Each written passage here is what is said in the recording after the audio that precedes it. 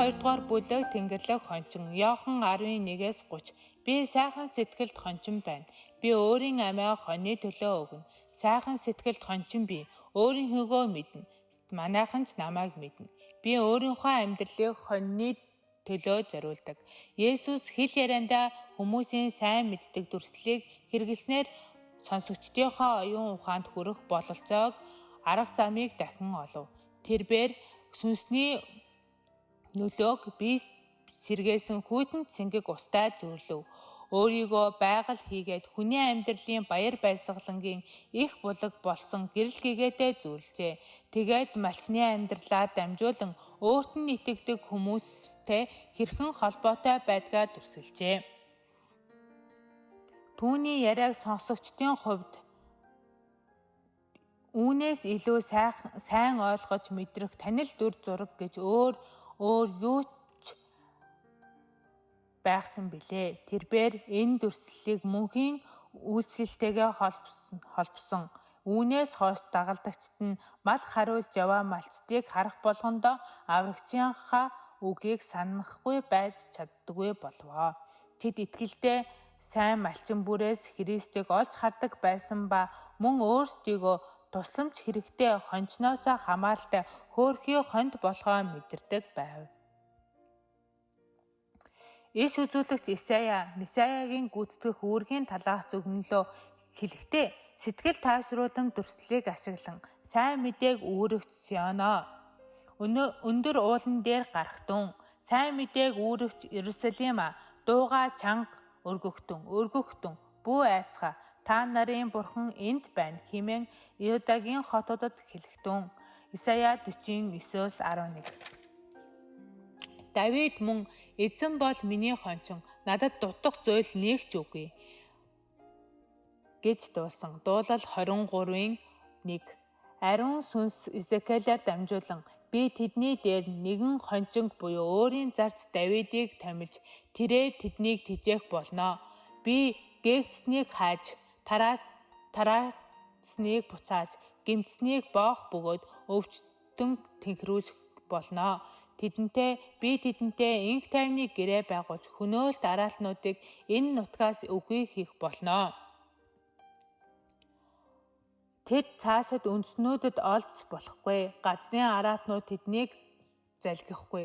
Харин тэд аюулгүй амьдарч хинч тэднийг айлгахгүй гэж айлдсан. Изекиэл 34:23-16-25-28. Христ Израилийн удирдагчид болон өөрийн зан чанарын ялгааг харуулахын тулд эдгээр иш үзүүлэгчдийг өгсөн. Фарисеучуд Христийн хүч чадлыг гэрчлэхээр зориглосон нэгийг нь дөнгөж сая сүргээс нь таслан хөөжээ. Жинхэнэ хончны өөрийн татсан тэр хүнийг тэд гадуурхжээ. Ингэснээрээ тэд өөрсдөд нь хариуцуулсан үйл хэргийг гүйцэтгэх чадваргүйгээ харуулв. Есүс эзний сүргийг жинхэнэ хамгаалан агуулгач болохоо үзүүлж сайн санаад хончин болон тэдний хоорондын ялгааг харууллаа. Гэхдээ тэрээр өөрийгөө шууд бус харин өөр дүр ашиглан танилцуулсан. Тэрээр хоньны хашаанд хаалгаар нь ороогүй. Тэр хүн хашаа давж орох болно. Тэр бол хулгайч дээрэмчин мөн. Харин хаалгаар нь орж байгаа нь жинхэнэ хончин юм гэжээ. Эдгээр үгс өөрийнх нь эсрэг хандаж байгаа болохыг фарисеучуд ойлгосонгүй. Тэднийг эдгээр үгсийн утгыг ойлгож чадахгүй байх үед Есүс тэдэнд шууд би хаалга байна. Надаар орсон хүн аврагдана. Надаар орчч болно, гарчч болно. Ингэсэн хүн аврагдах болно. Хулгайч бол хулгайлах, алах, талах гэж л ирдэг. Би хүмүүсийг амьдруулах, элбэг дэлбэг байлахаар ирсэн гэжээ. Христ бол Бурхны хончдын хашааны хаалга. Түүний үр хүүхдүүд бүгд эрт цагаас энэ л хаалгаар орж эрцгээдэг байсан.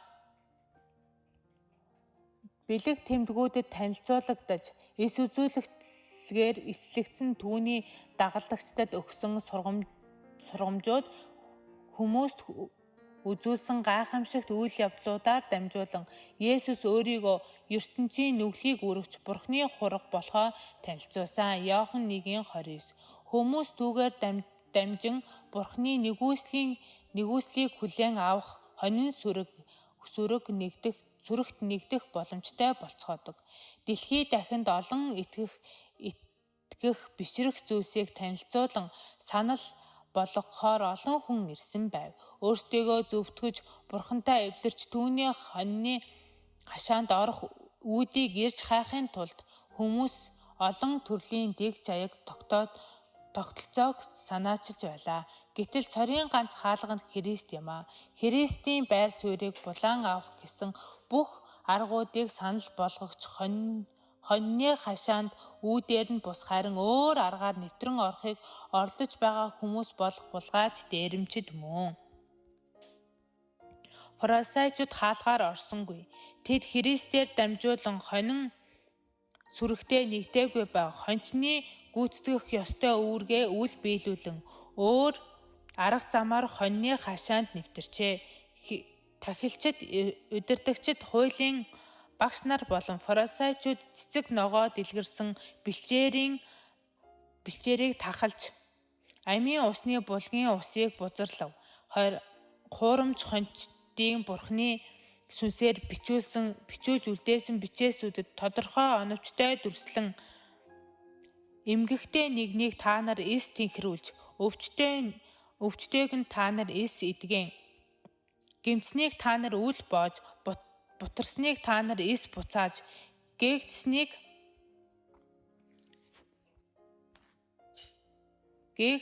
эс хайв. Харин та нар тэднийг хүчээр ширүүнээр ноёлов гэсэн байна. Изекиэл 34:4. Хүмүүсийн зүрх сэтгэлийн цангаа хэрэгцээг тайлах аргуудаа гүн ухаантнууд болон багш нар хүн төрлөختний түүхийн туршид санаа болгон сургасаар иржээ. Харин үндэстэн ард түмэн бүр Христийн зааж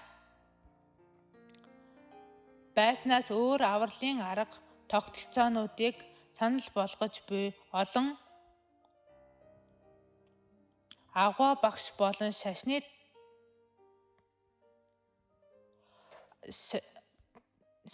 тогтолцоонуудыг үүсгэн бий болгосон байжээ.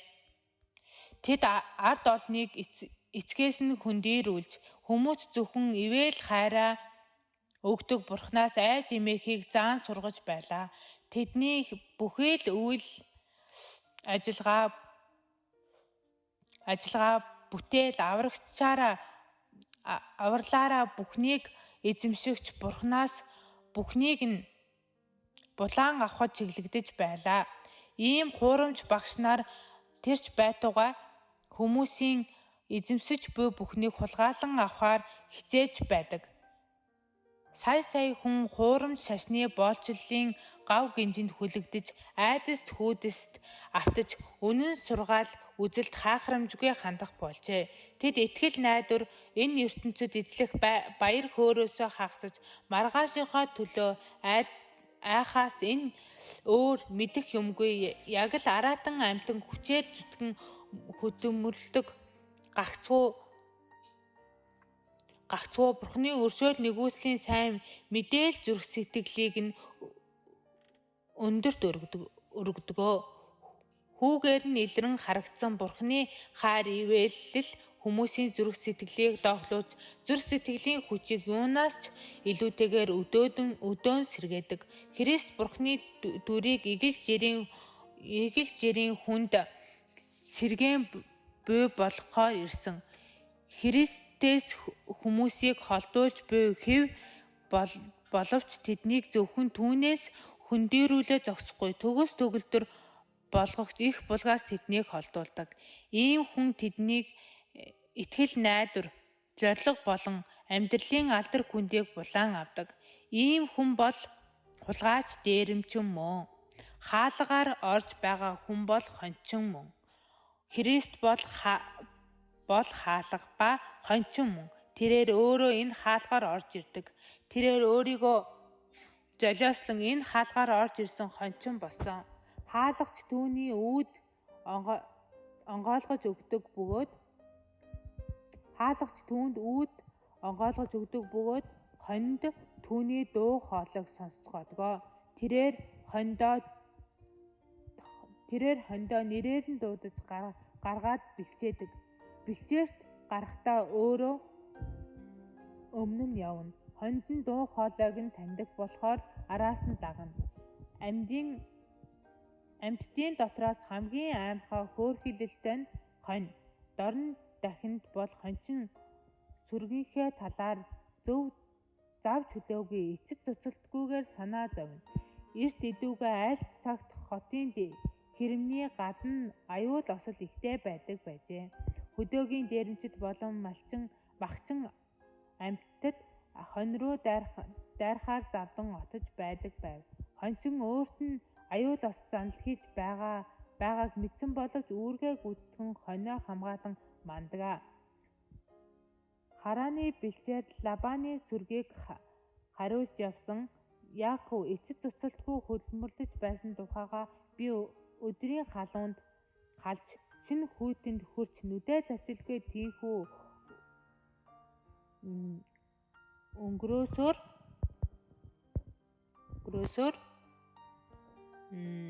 байсан билээ гэж хэлсэн байдаг. Эхлэл 31:40. Давид багтаа эцгийнхээ хонийг хариулдаг байлаа. Тэгж явхдаа арслан болон баавгайн амнаас хонь хургаа улаан гараараа булааж авдаг байв. Хончин хүн хад чулуутай толгод ой хөвч гүн хавцлаар гарах бүртээ голын эргээр соргог сэрүүн бэлчээрт гаргах гэж яарахтаа шин хонио манаж дайснаас хамгаалж байхдаа сул дорой юм уу өвчин эмгэгтэй хонь хургаа ямагт өрөвдөн хайрлаж арчилж тордон хонь малтайгаа ам нэгтэй байдаг билээ. Хончин хүн бүхий л сэтгэл зүрхээрээ хоньтойгоо холбоотой байдаг. Сүрэг хичнээн олон байлаач хонь нэг бүрээ таньдаг бүгд нэртэй байдаг ба эзнээ дуудахаар нэрээ мэднэ. Хончин хонио ийхүү мэддэг шигээ Тэнгэрийн хончин дэлхий дахинаа тархсан сүргээ мэддэг. Миний хоньнууд миний бэлчээрийн хоньнуудаа та нарын хувьд гэвэл та нар бол хүмүүс бөгөөд би бол та нарын бурхан мөн гэж бурхан тунхаглаж байна. Есүс би чамайг нэрээр чинь дуудсан. Үзэгтэн би алгандаа чамайг сийсэн гэж хэлдэг. Изекэл 34:31, Исая 43:1, 49:16.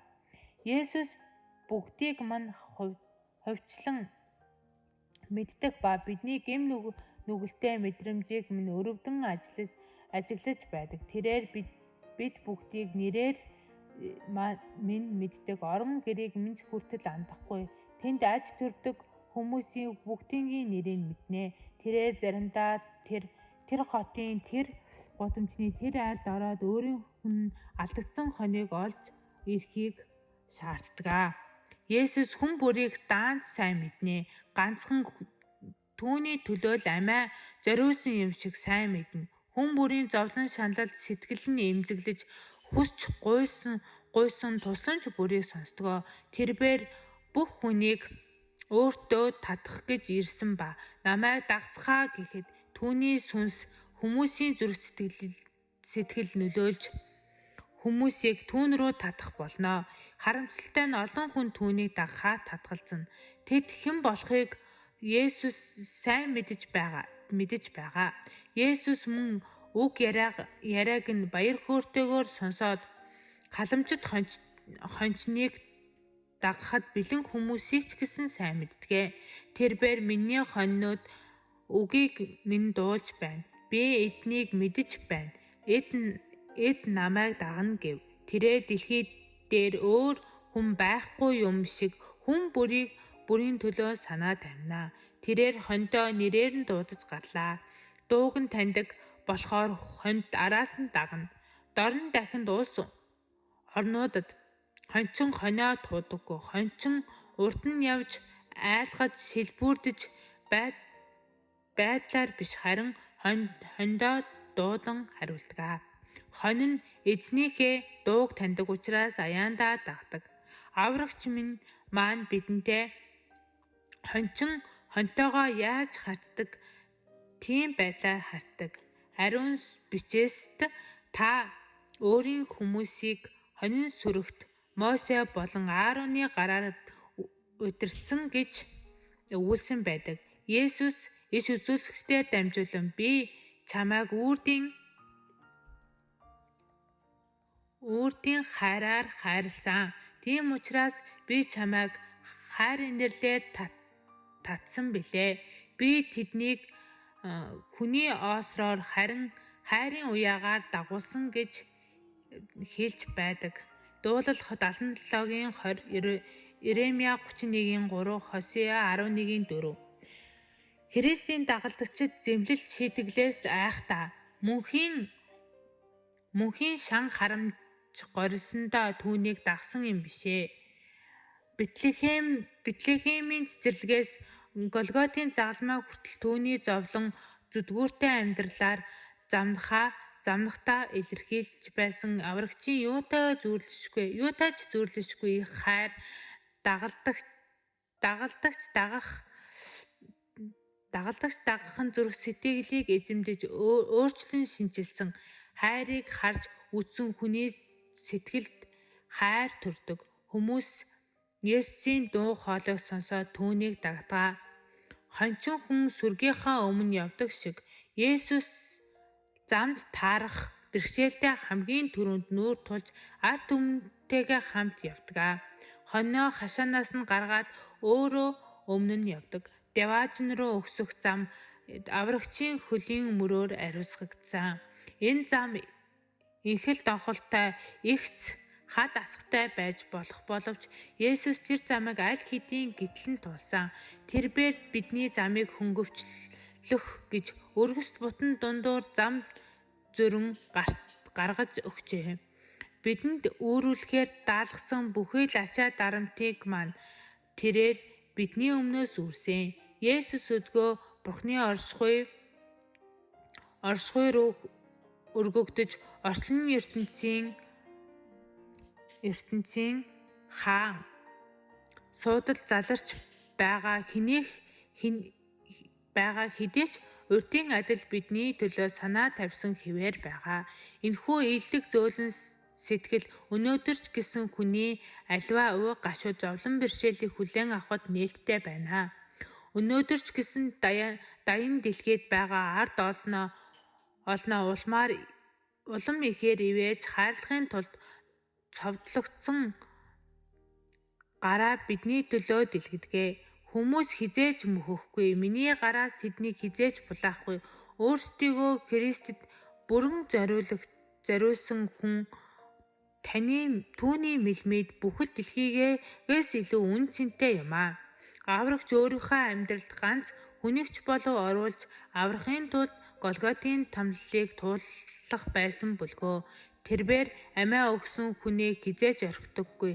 Араас нь дагагсад өөртөө түүнийг орхиогүй цагт Христ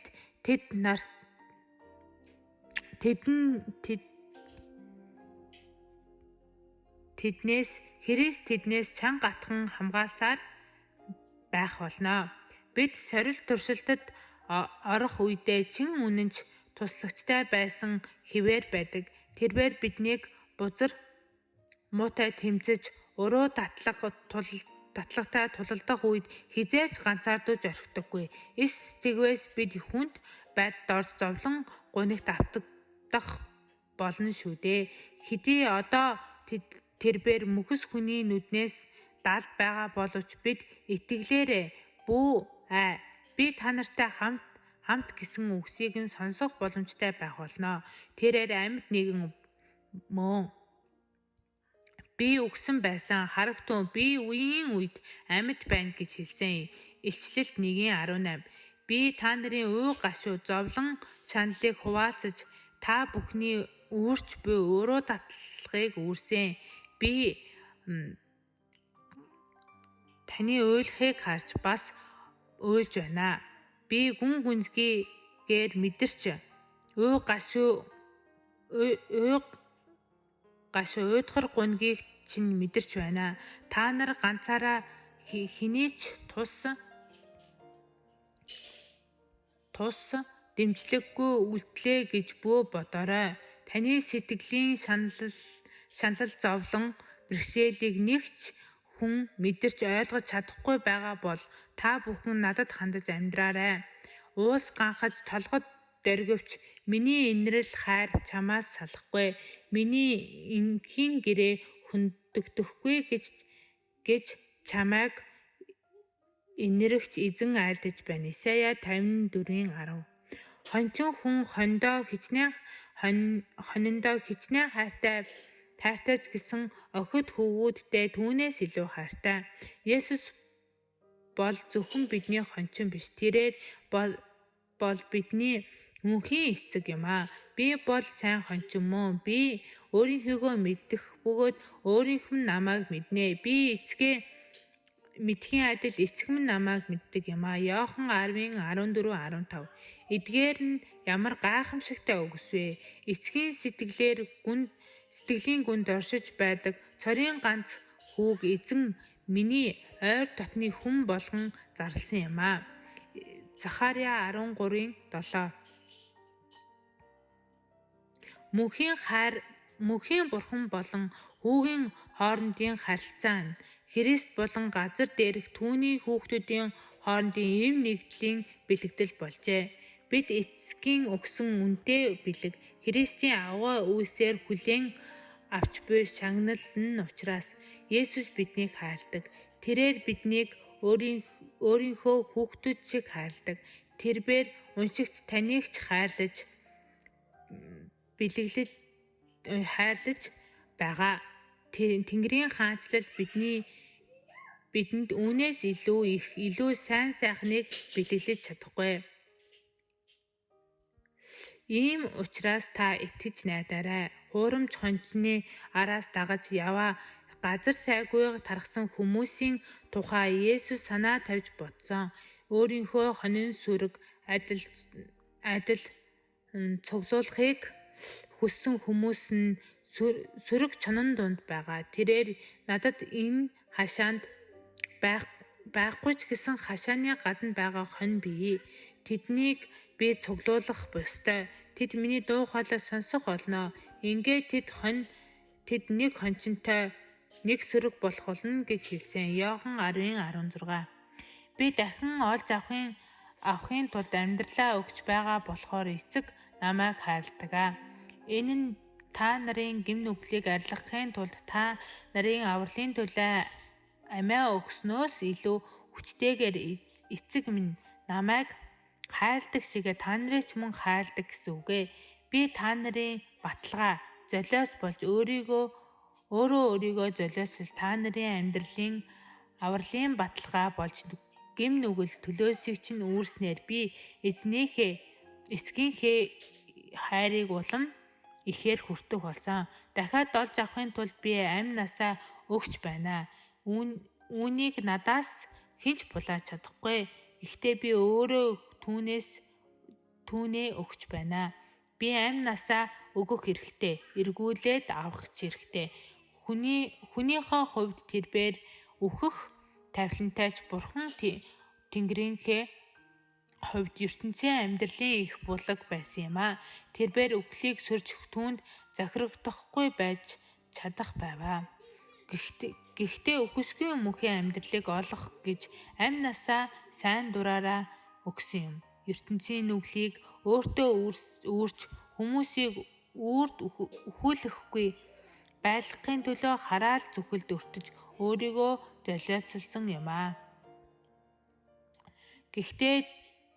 Гэхдээ тэрээр бидний хүч эс хүрснийг гүйцээж өвчин эмгийг минь өөртөө үүрсэн. Нүгд хилэнцгийг минь үүрч бидний хууль бус явдлын төлөө зовж байлаа. Манай ертөнцийн зэмлэл шитгэл түүнд тохогдсон бөгөөд түүний шарахаар бид эдгэрсэн. Бид бүгдээрээ хонь шиг төөрч хүн бүр өөрийн замаар яв. Харин эзэн бидний гмийг бүгдийг нь түүнд тохов. Исая 53-4-6